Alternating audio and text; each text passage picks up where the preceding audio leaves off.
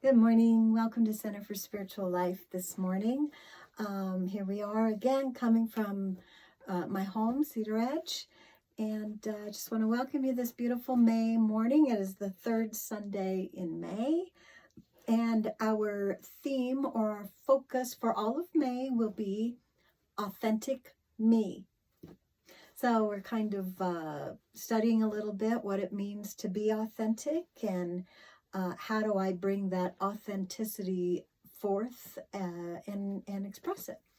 So we'll be talking about that in a little bit. I'm not going to sing this morning an opening song, but instead I have an opening quote. And so this quote is by a man named Roy T. Bennett, and he wrote the book, The Light in the Heart, and I think maybe it's a book of quotes. It's brand new, it seems. I thought I might research it a little bit more, but I liked this quote, so I wanted to share it with you this morning. Okay, here we go. The outer world is a reflection of the inner world. Other people's perception of you is a reflection of them. Your response to them is an awareness of you. Okay. So I have a few announcements this morning. First of all, we have been posting Wednesday nights on our email. On our email list, we've been posting all of our Sunday messages and Wednesday nights, and we will continue to do that. This coming Wednesday night will be Evensong, and Dave and Tamara will create a new Evensong for us, and that will be uploaded onto YouTube and held on our YouTube channel, which we have is Center for Spiritual Life Delta. You can subscribe to that. And then you can take that YouTube and at any time set up your own Evensong candles, seating.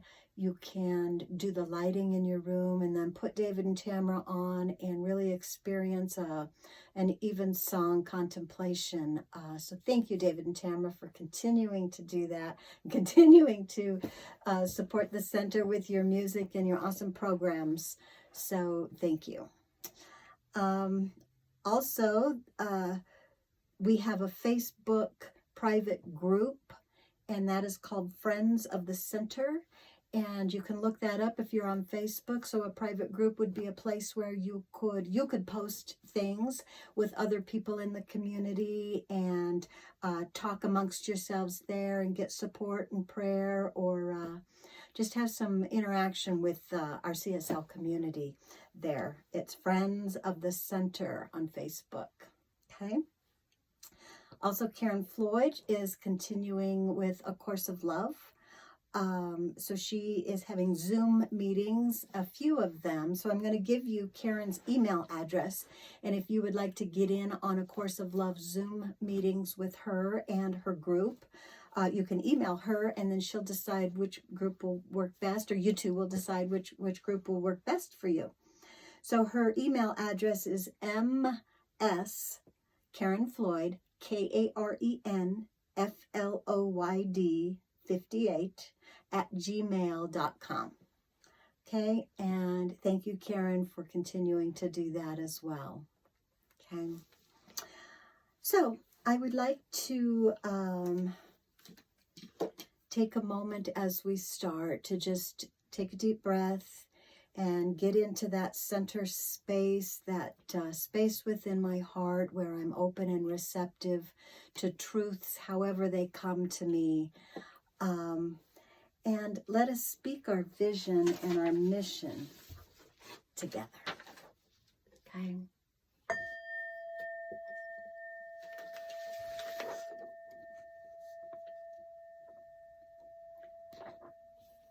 This center offers a path for awakening to the realization of oneness, open hearts, inspired life, empowered love. Our spiritual community welcomes all people to embrace oneness as the truth of our being. Together, we see a world of love, peace, and abundance for all.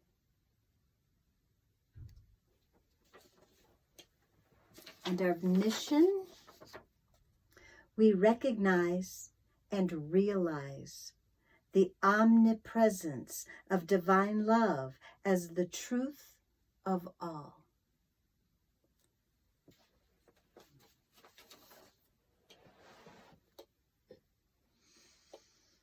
Okay, so here we are in May, and we have been talking about authentic me and what that means and how it works.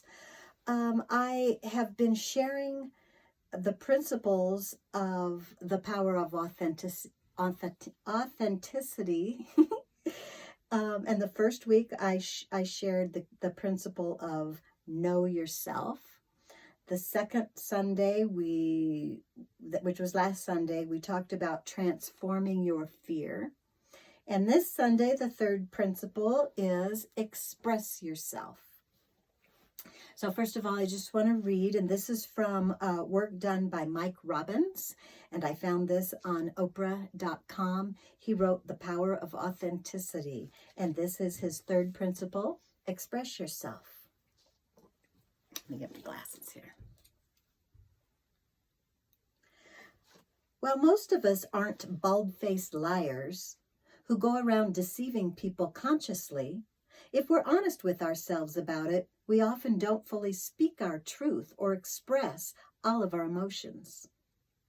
We've been trained and have in turn trained ourselves to be appropriate and to say and do the right thing so that we can get what we want and look as good as possible in most situations. For me, being a nice guy, a people pleaser, and wanting others to be impressed with me often poses a challenge when what I want to say or express doesn't seem to fit into the likable category. Most of the people I know and work with have some story about themselves they want others to believe, and therefore only feel comfortable sharing thoughts, ideas, and feelings that match up with this story or the public identity they put forth. However, what if, even with whatever fear or resistance we each have, we were able to fully, passionately, and honestly express ourselves? When we're willing to passionately, vulnerably, and boldly speak up and express ourselves, we tap into our power in an authentic way. So, according to Mike Robbins, in this work that he's just done, to live more authentically, then I need to start telling a truer story of myself, to myself, and then to the world. I do that by embodying this new truth in my thoughts, words, and actions. Being authentic means I show up in the world, in my life, in a new, more truthful way. I bring forth honesty as I express myself. I press out from within myself truthfulness and allow my genius to shine forth as me. So I upgrade my story with more truth. Okay, self-honesty naturally brings forth our higher story and our true calling or our life purpose. Okay, self-honesty brings that forth by allowing the lesser story to be released through truth-telling. Okay, mostly truth-telling to ourselves, but it could be to a compassionate witness as well, which is very important to find out. Okay, telling the truth has the ability to release the toxic lies that cause havoc in our lives and in the world. So, expressing myself authentically means learning to tell the truth. And so I'd like to share another story that I came upon, and this is told by Michael Meade, and I found his website mosaicvoices.org to be very interesting. I think you might enjoy his website, mosaicvoices.org. It's Michael Meade. okay? And this story is called Acts of Truth. So I'll just read what he had on his site here. This is him speaking. I have encountered many people, young and old, who feel deeply disheartened by all the resentment, hatred, and division that have been stirred up. Many also feel discouraged by all the false promises, fake news, and betrayals of the public trust. Amidst the distribution of outright lies, I keep thinking of an old story from India about the spread of poison and the need to tell the truth. The tale begins when a child playing with a ball is bitten by a poisonous snake. By the time the parents arrive, the venom has spread, leaving the little one unconscious. With no doctor near, they carry the child to a local monk and implore the holy man to save the youngster. The monk declares that he is not the kind of religious person who knows how to heal. The parents pleaded that someone on a spiritual path must have the power to perform an act of truth that could reverse the course of the poison. Saying that he only knew the truth of his own life, the monk placed his hand upon the child's head. He then revealed that he had long before lost any sense of true holiness and kept up a saintly appearance. No sooner had this act of truth been made than the eyes of the child opened. The holy man insisted that the father use his power to tell the truth, to remove more poison. With his hands on the child's chest, the father confessed that though widely respected and envied for his wealth and position, he never felt generous to others or fulfilled within himself. He owned that he felt empty inside, despite all his power and wealth. After this act of truth, the child sat up, but could not stand or move from the spot. The father asked the mother to use her power of truth to save their child. She spoke the truth she carried in her heart, that her child was the only one she had ever loved, that her marriage brought her no love, and that she remained in it only out of fear. No sooner was the act of truth performed than the remaining poison left the child, who rose up and began to play with the ball again.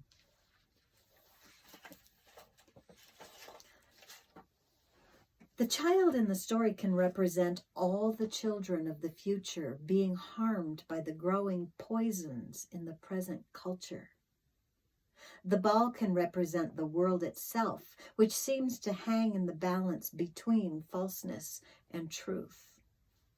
In order to stop the spread of poison, the adults must come to an understanding that those who fail to act in accord with their deepest sense of self not only negate the spirit of their own lives, but also endanger others by adding to the poison in the world. There are times when it becomes necessary for people to stand for something genuine in order to reverse the course of life that has become so deeply poisoned. Any true stand must begin in the depths of the soul where the truth resides and waits to be raised to the light of day.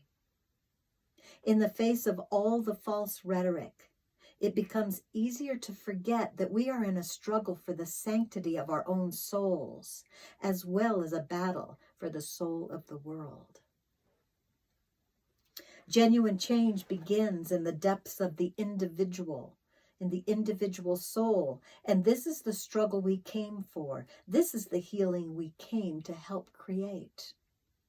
Something deep in our hearts instinctively stands when those who are standing at Standing Rock, braving the winds of arrogance and falsehood that poison both nature and culture.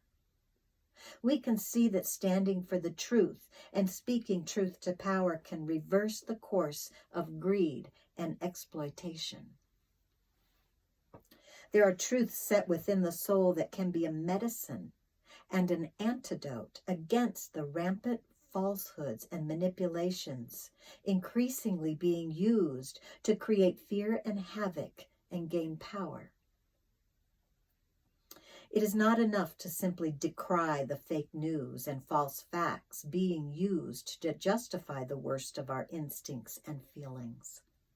This is the time to make acts of truth wherever the environment is threatened. Wherever tyranny tries to rule, wherever power tries to dominate over love.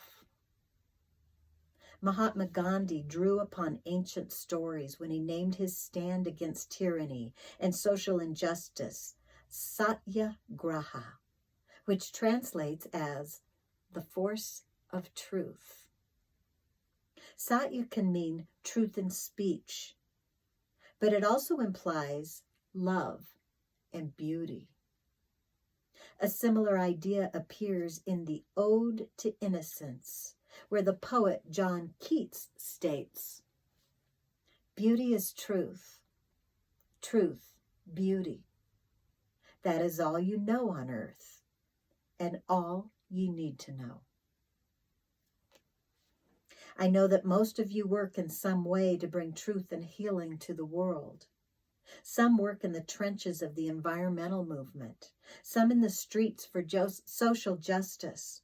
Others offer therapy and mentoring, and many make beauty through art and music. All true paths are healing paths, and all need to be supported. This is the time to take a stand for truth and beauty and support the healing work that resonates with your soul. So that's the end of, that was Michael Mead from the website Mosaic Voices. So I ask myself here, how do I want to show up in the world? What new story do I want to bring forth that more accurately reflects the truth of who I am, my true self, my truth self?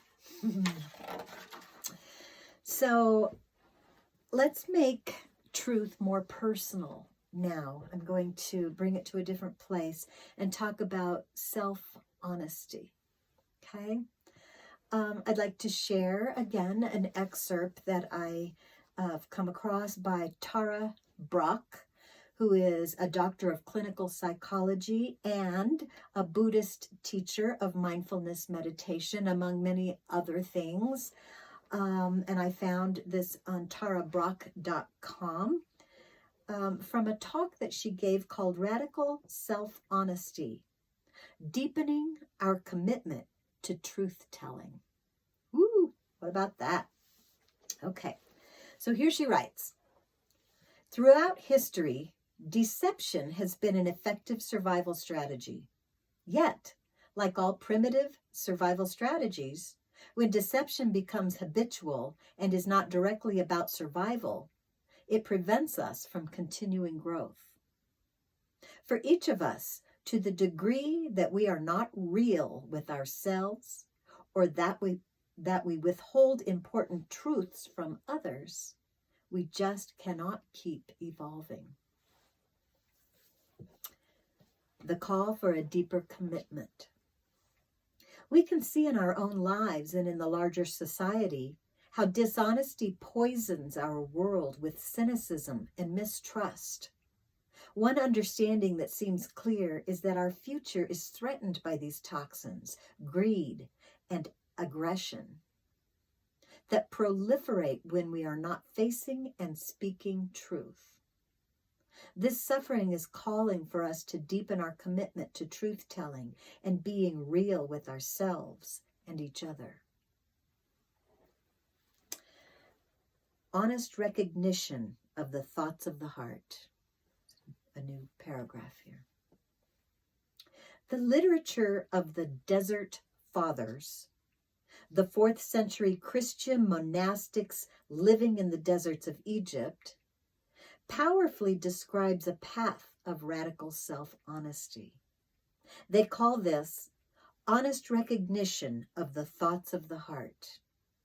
And it begins when we open up to examining the stories, beliefs, and emotions that make us feel bad about ourselves or others. They are described as demons in the sense that they are the shadow side and are the limiting patterns of a false self. The way the Desert Fathers practiced radical self-honesty is quite beautiful. The monks would begin to identify these shadow patterns and then bring them to the Abba, an elder that they trusted who represented an accepting presence for this process of self-knowledge. It was a way of naming the demons out loud. Unlike in confession, where there is a sense of sin and repentance, the monks shared from a desire to deepen understanding and bring the demon into the light of acceptance and relationship. Like, hey, this is what is going on. Will you hold it with me? This is how they describe it. When the heart is opened to the light of truth, when there are no secrets, catches, or barriers, the demons have nowhere to lodge and hide, and they cannot begin their crafting of obsessions and illusions. Things are brought into the arena of truth before they have a chance to lodge themselves in a chamber of the inner self and grow twisted, perverse, and stunted from lack of light and air. The next paragraph is called The Practice of Radical Self-Honesty. There is a great power in this. It takes courage and it takes practice. We teach a lot about meditation, naming what is here and staying with it. But can we bring this radical self-honesty into our relationships with other people, with each other? When we are able to shine a light on what is painful inside us, touch into it, and say it out loud to others, the last bits of shame that cling to it begin to dissolve. Not only that, but sharing from our own undefended heart helps others to share with similar depth. This is essential and is part of the healing, awakening process that we find in 12-step groups and in the Buddhist tradition and Kalyana Mita and spiritual groups. The most basic truth is that we all have ways of creating distance, and if we want to love well, we have to be willing to open honestly to our vulnerabilities and share them with each other. The practice of radical self-honesty and authenticity with others is crucial if we want to move toward healing in our own relationships, our communities, and our world. You might take a moment. Here's the practice, okay? You might take a moment to think of a relationship where you might be feeling some sense of separation from a person that you care about. See if you can bring that person to your mind, okay?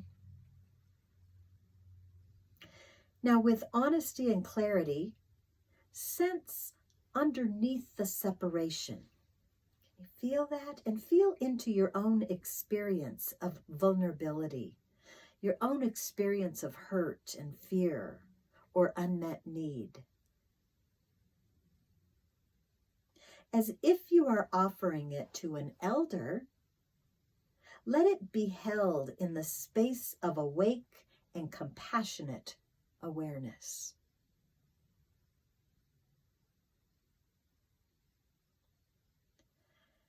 Then imagine sharing, without any blame, your vulnerability with this person and inviting them to share how their heart is experiencing what's going on.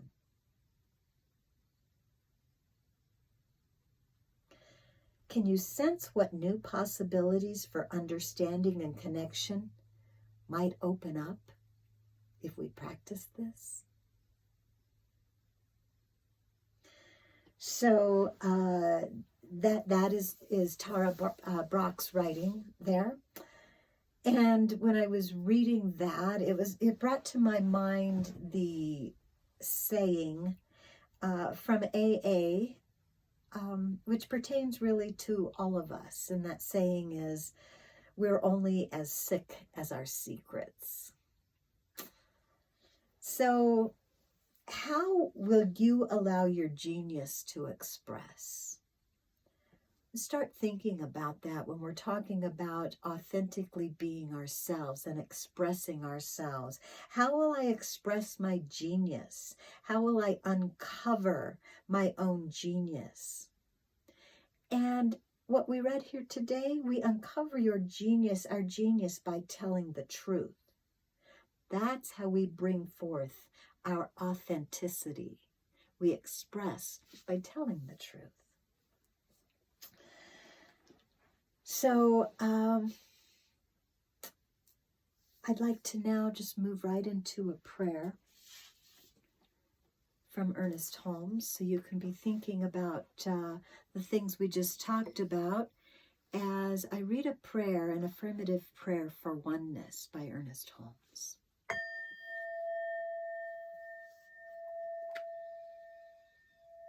Just take a breath and relax.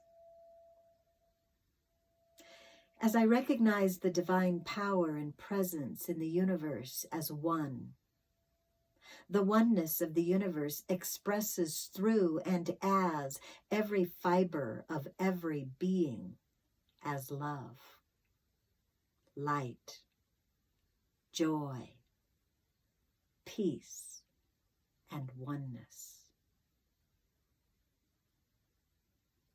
All beings are God, knowing God in this moment and every moment. As I know the oneness of the universe expressing through and as every being, I know this oneness through and as me, and through and as each of us. The abundance of the universe is expressing itself here and now through all of us as infinite prosperity in all things. All spirit expressing here and now through and as each of us as peace, love, and joy. All is spirit now. I know as we experience peace in every area of our lives, that peace is expressing through and as every being and Mother Earth right now. All is God and all is peace for and as each of us. I know it is so. In gratitude and thanksgiving, I lovingly release these words to the law, knowing it is so and done now. And so it is.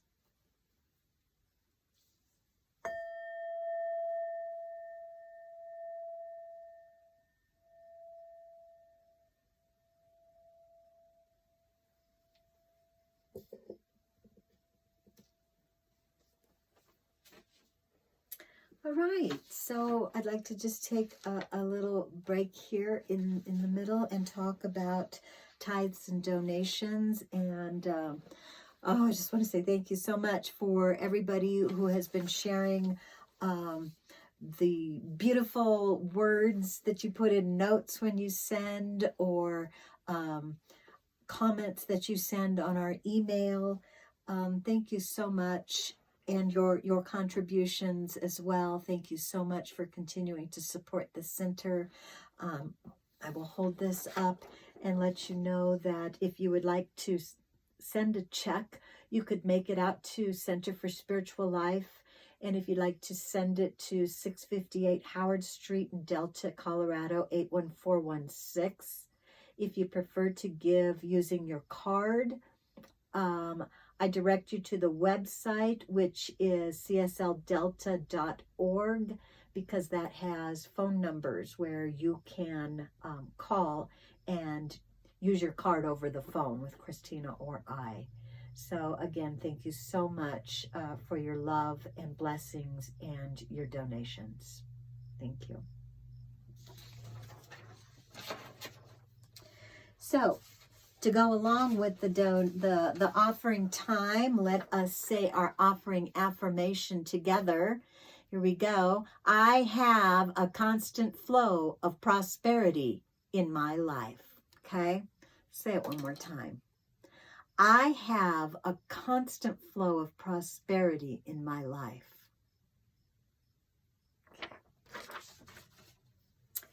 All right, and I want to talk a minute about prayer. So, if you have a challenge in your life, if you're feeling at all like you need a pick-me-up, if you would like some extra mojo on some project that you have, or you just would like someone to know the truth in a positive, affirmative way for you in your life, or your family, or a friend, or someone you know, please send a prayer request. And this Lou Kunzelman, this is Lou Kunzelman's email address, LUKUNZELMAN @Bresnan, BRESNAN.net. And you can write your prayer request directly to Lou, and she will pray on that for you using spiritual mind treatment, affirmative prayer, for the entire week for you. That is really an awesome volunteer service that Lou is offering us, and I really encourage you to take her up on that. You could also send a prayer request to c4sldelta@gmail.com. That is the center's email address, and I will receive that email and would love to do prayer for you as well if you would like to send a prayer directly to there. And if you want to give any feedback or comment, you want to talk directly to me, I will be getting those emails at that email address. So you can reach me at that email address. Okay? All right. Also on our YouTube channel, I just want you to know that I have recorded a general group prayer. It has little music behind it, and the only thing that is on there is the prayer. So if you would like to pray with me and pray with all others using that prayer, I invite you to go to that YouTube and do that as many times as you would like to do that. It's really powerful when we gather in groups and pray. So even though we're far apart physically, we are not far apart in consciousness or in our hearts. We are one. We are connected. We are together. And it makes a difference when we're thinking that those affirmative thoughts and stating those claims, those positive affirmation and claims, claiming truth together in groups. Okay? So I invite you to do that.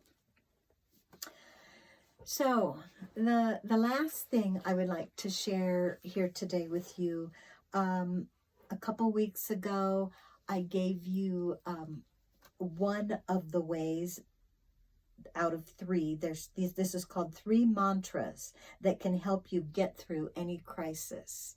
And I just thought these would be, since this is your spiritual channel, here's a little bit more spiritual practice. And this is from Deepak Chopra. And I got this too on Oprah.com. A lot of great articles, and she, interviews great spiritual people that have spiritual messages on Oprah.com. So if you find yourself looking to do a few things online and you don't want to look at the news anymore, which I encourage you to switch over to something like Oprah.com, or look up some of these websites and see where they lead you, and read about some of these things. A lot of great things going on in the world. A lot of great things going on in the world. Okay. So this is from 3 Mantras that can help you get through any crisis. Deepak Chopra. I read the first one a couple weeks ago, and this is the second one. Okay, I'd like to share it with you. Here is the mantra. I will say yes to change. Okay, I will say yes to change. A crisis can bring up fears of the unknown. Your life is changing and you may feel out of control and helpless. Although you can't stop the cycle of change, you can learn to see change as friend rather than foe. One way of doing that is practicing seeing the possibilities in whatever happens, even if the situation seems dire. It means a willingness to take a deep look into whatever arises, even a sense of disappointment or loss. As the Sufi poet Rumi describes with heart-opening clarity, every need brings in what's needed. Pain bears its cure like a child.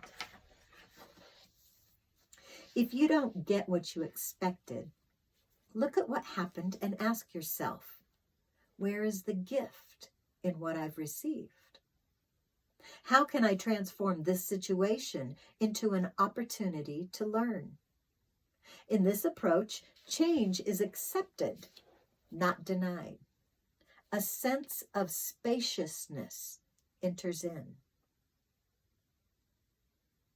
Yes is a form of radical acceptance, a deep allowing of experiences to be as they are and to move through you so that you don't become imprisoned in pain.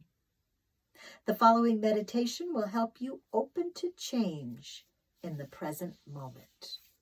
Okay? I will say yes to change. He calls this opening into yes. So here's another practice for you. Okay? Here we go. Sit quietly with your eyes closed and take a few full breaths. Okay? Let's just do it now.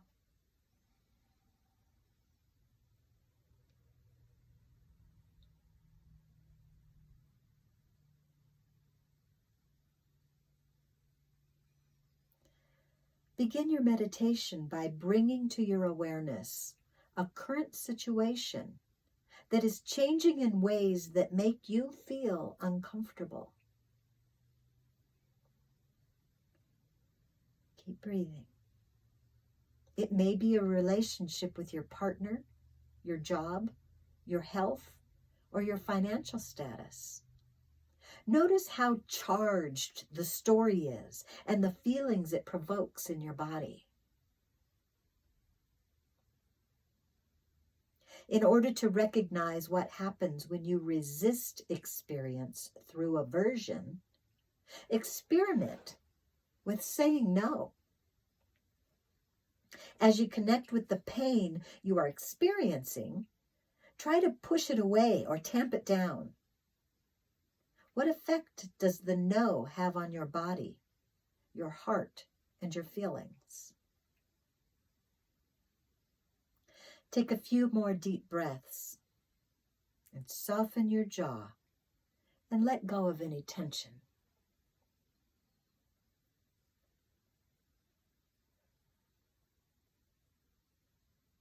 Recall the painful situation, but this time invite it in, saying yes to the experience.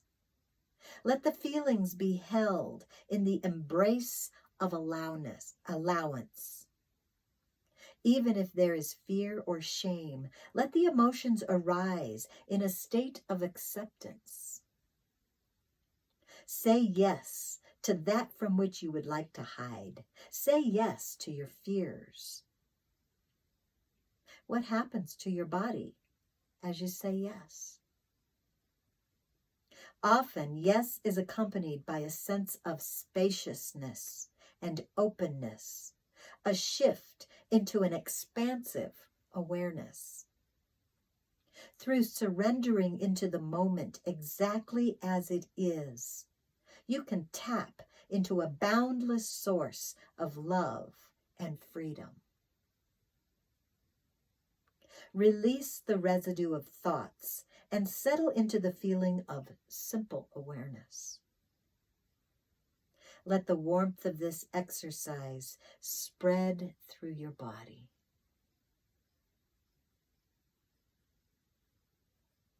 Make it your intention to say yes to whatever life brings, letting each experience bring you closer to truth.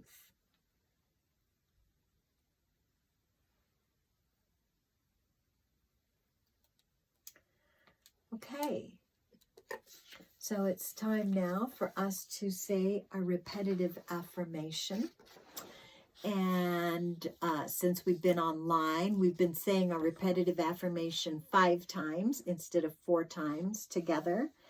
And I'm kind of giving you a different idea each time to keep in mind as you say this affirmation.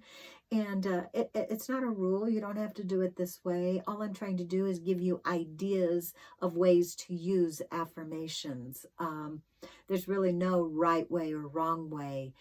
The right way is to actually use them. So I'm giving you ideas and hoping that you are utilizing a lot of these affirmations at home or in your own spiritual time. Okay, so the first time we're just going to say this affirmation together. Here we are. The intelligence of God is at work here. And now we're going to think globally about what's happening in the whole world. And we are going to claim this together right now. The intelligence of God is at work here. And now we're going to think about relationships, my relationships with others and my relationship with myself. And we're going to claim together right now about those relationships. The intelligence of God is at work here. And now I'm going to think about my health, the health of my body, the health of my affairs, the health of my life. And I am going to claim right now, the intelligence of God is at work here.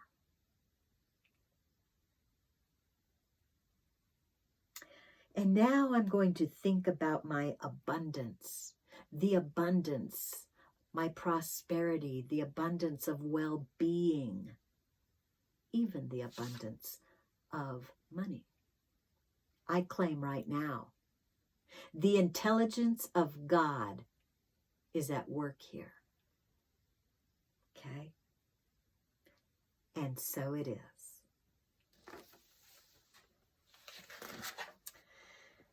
So just want you to remember as we close this morning that your soul is welcome here with CSL, here on the planet at this time, here in this beautiful present moment where you are creating yourself. We're creating ourselves to be the one we love, okay? We bring our new energy forth as a powerful, unique, beneficial presence in this world. So let your light shine. Okay? Until next week, love in, breathe, peace out, and smile. Namaste. See you next week.